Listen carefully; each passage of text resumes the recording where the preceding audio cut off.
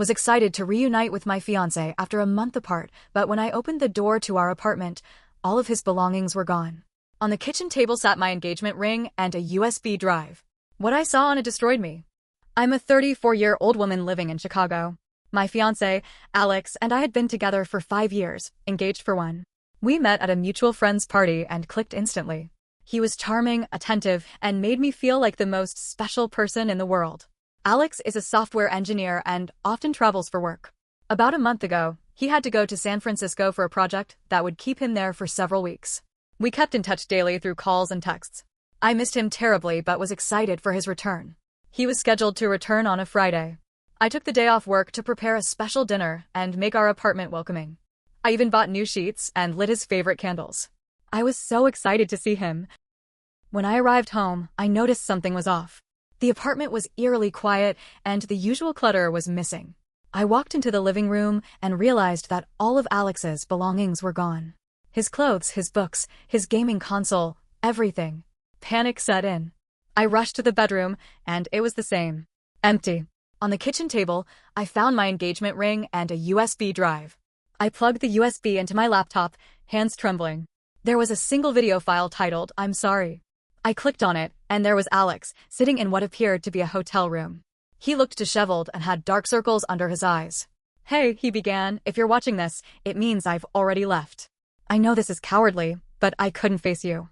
He went on to confess that he had met someone else during his trip. A woman named Laura, a colleague he had been working closely with.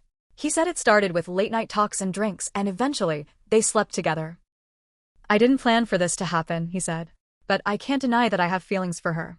I thought about telling you in person, but I couldn't bear to see the hurt in your eyes." He ended the video by saying he was sorry and hoped I would find someone who truly deserved me. I was in shock. I sat there for hours, replaying the video, trying to make sense of it all. How could he do this? We were planning our wedding, our future, and he just left without a word. I reached out to mutual friends, but none of them had heard from him. His phone was disconnected, and his social media accounts were deleted. TikTok plus 12 The Sun, Company UK plus 12 Reddit plus 12 I fell into a deep depression. I stopped going to work, stopped eating, and barely left my bed. My friends and family were worried, but I couldn't bring myself to talk about it. Eventually, I started therapy. It's been helping slowly. I'm learning to process the betrayal and rebuild my life. Looking back, there were signs. He had become distant in the weeks leading up to his trip. He was always on his phone, and our conversations felt forced. I ignored the red flags because I loved him and believed in our relationship. I still have the USB drive. Part of me wants to destroy it, but another part holds onto it as a reminder of what happened. I'm sharing my story here because I need to let it out. Infidelity is devastating, and the way Alex handled it was cowardly. But I'm learning to heal and move forward. If anyone else has gone through something similar, I'd love to hear your story. Maybe we can support each other through this. I didn't go into work for a week after watching that video. My boss was kind about it, told me to take whatever time I needed. I mostly stayed in bed. Every time I walked past the kitchen and saw the empty space where his coffee maker used to be, or the blank spot on the shelf where his stupid Star Wars figurines once sat, I'd feel like I couldn't breathe. I couldn't bring myself to throw out the USB drive. I moved it into a drawer, but every night I'd find myself staring at that drawer like it was a bomb I forgot to defuse. About 2 weeks later, I finally forced myself to go outside and get groceries. I didn't want to run into anyone I knew, so I drove across town to a Trader Joe's I never go to. I hadn't even grabbed a cart yet when I saw something that made me stop cold.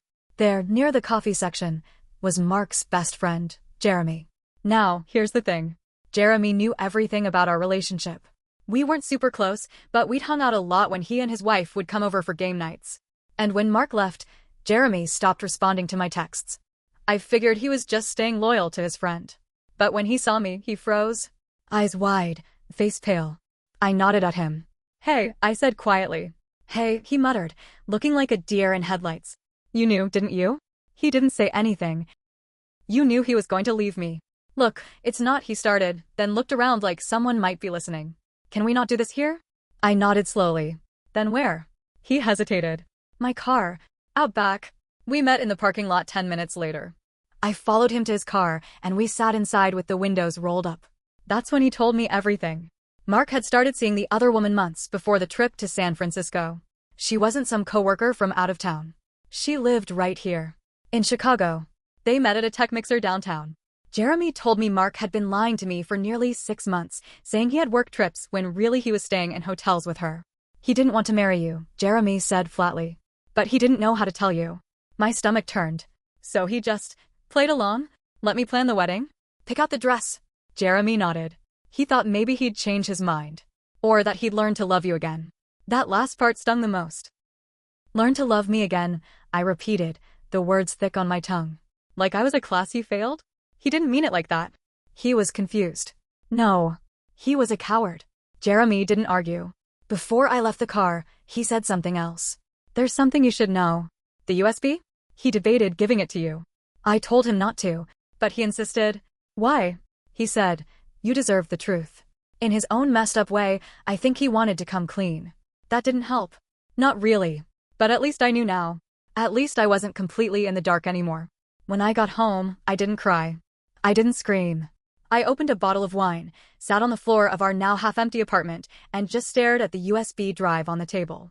Then, for the first time in days, I opened my laptop again. I had saved the video, but I hadn't explored the rest of the drive. I thought there was only the one file. I was wrong. There were 2 more folders. One labeled Home, and one labeled Work. I hesitated. Then opened Home. Inside were dozens of videos. Clips he had secretly recorded of us, me cooking dinner, laughing during movie nights, dancing like an idiot in the living room when I thought he wasn't watching. But also, clips of him talking. To the camera. To himself. Confessionals, almost. Like a diary. In one video, he's crying. I don't know why I can't be happy, he says, voice cracking. She's perfect. She loves me. I should want this. But I don't.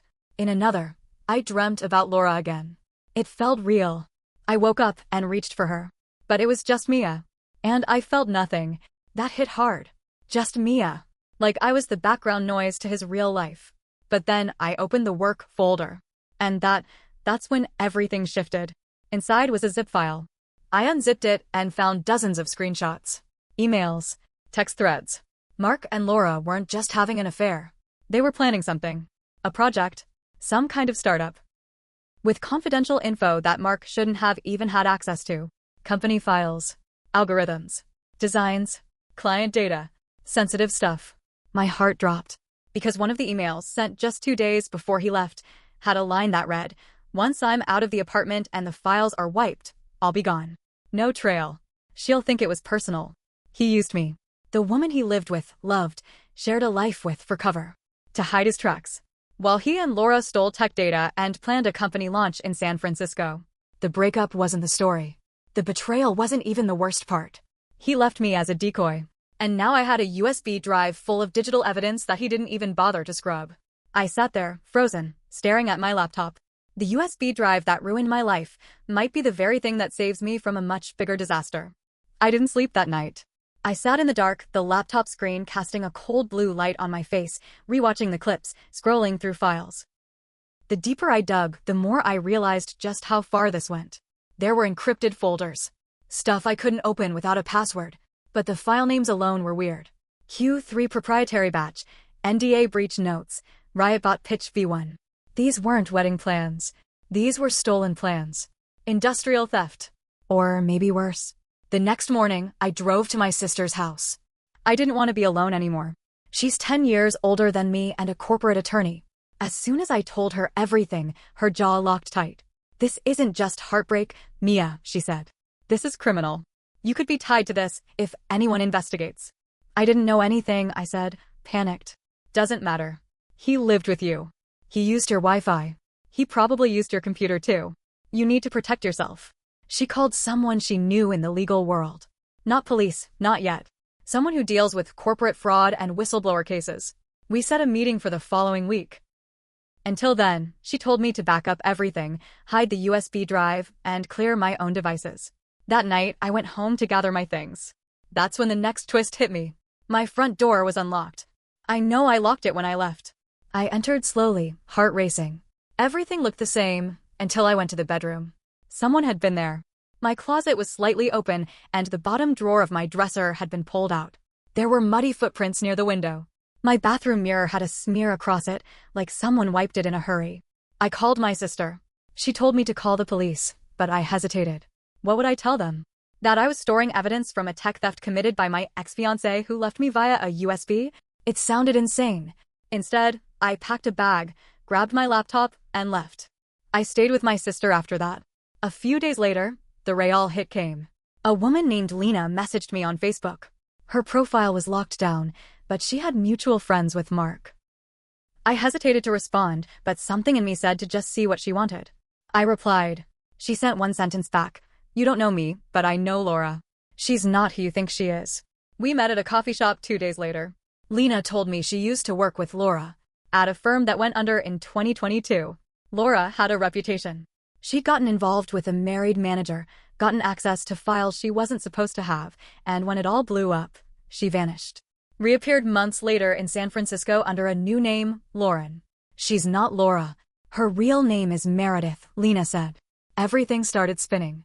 Mark didn't just fall for a coworker. He fell for a professional scam artist. A woman who had done this before. And now with him, she'd probably be gone too. Suddenly, all the pieces shifted. What if Mark didn't leave me to run away with her? What if she used him too? What if he's not running? What if he's missing? I had a horrible thought. I hadn't tried to contact Mark at all since that day. Not once. Because I thought I knew the story. I thought he was a cheat and a coward. I went home that night and pulled up his email. The one he always used. I sent a message. Subject, just one question, Mark, did you leave on your own? I wasn't expecting anything, but 20 minutes later, I got a reply. One sentence. No, that was it. No name. No explanation. Just that one word. And that was the moment I realized. This was bigger than me. It always had been. I stared at the screen long after the single word reply arrived. No. I didn't know what to do with it. He didn't leave on his own. That word split open everything I'd built since he disappeared. The healing, the anger, the explanations I told myself late at night. It all fell apart. I needed answers. I couldn't live in the shadows of half-truths anymore. So I made a choice I never thought I'd make. I flew to San Francisco. I didn't tell my sister. I didn't tell anyone except Jeremy, who begged me not to go. You don't know what you're walking into, Mia, he warned. If they're involved in something illegal, you could get hurt. I'm already hurt, I told him. I just want the truth. It took some digging, but through a few work contacts of Alex's that hadn't blocked me, I found out about a tech conference being held at a hotel downtown. Lauren, or Meredith, was scheduled to be there as a guest speaker for a startup think tank panel. I booked a room in the same hotel under a fake name. I waited in the lobby on the day of her panel, stomach twisted in knots. I wore a hoodie and sat behind large sunglasses, pretending to read a magazine. When I saw her, tall, confident, long dark curls, and a too-white smile, I knew it was her. My blood went cold. And then I saw him. Mark. He wasn't with her, but he was there. Wearing a plain suit, sitting near the side entrance, eyes flicking toward the crowd. He looked thinner. Tired. Scared. I didn't think, I just moved. Walked across the carpeted floor until I was in front of him. Mia, he whispered, like seeing a ghost. You didn't leave, I said. You lied. But not the way I thought. He looked around. Not here. He pulled me into a side hallway, and that's where it all spilled out. He hadn't left to run away with her. She found out he wanted to back out of their project, the stolen data, the fake company. He wanted to come clean, talk to the real investors, and maybe cut a deal. She threatened him. Said she'd destroy me if he didn't vanish. So he made the video. He planned the exit. Left the drive hoping it would eventually prove his innocence, but he didn't think I'd dig that deep. He thought I'd hate him and walk away. That was the plan. She said if you started snooping, she'd make it look like you were involved too. I didn't want your life ruined. And what? You were just going to disappear? Start over. I didn't know what else to do. Before I could respond, a voice rang out behind us. Well, came a sharp, bitter tone. Isn't this cozy, Meredith? She was standing in the hallway, arms crossed, eyes full of poison. You should have stayed quiet, Mia. You don't know what you're walking into. I faced her fully. I know everything. About you. About the old company. About how you disappear when it gets messy. Her face didn't even flicker. I'm not scared of you, I added. You should be, she said flatly. I can still make a call and destroy you both. One story to the right reporter, and you'll look like bitter exes who got caught trying to sabotage a real company. Mark stepped in. It's over, Meredith. I have the emails, the files, the timestamps, everything. If you touch her, it all goes public. They stared at each other for a long time. Then she smiled, cold, dead. You two deserve each other. She turned and walked away. Just like that. No screaming, no scene. She knew she lost. We contacted a lawyer that same night. In the weeks that followed, things got ugly. Legal notices, investigations. Lawyers from his old company got involved. But I stayed out of it as much as I could. My name was cleared early on, thanks to the evidence. Mark? He cut a deal.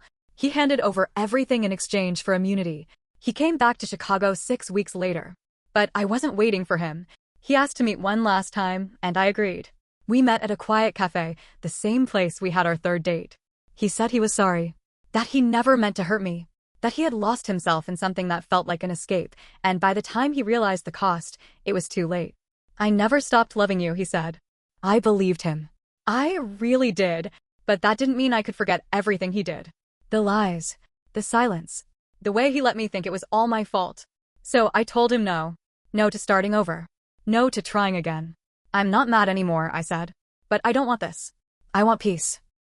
He nodded, wiped his eyes, and left. I still think about him sometimes. About the life we almost had. But more than anything, I think about who I became because of what happened. I learned how to listen to myself. To trust my gut. To walk away when the person I love stops fighting for us. I'm still rebuilding. Still healing. But I'm not broken anymore. I'm just free.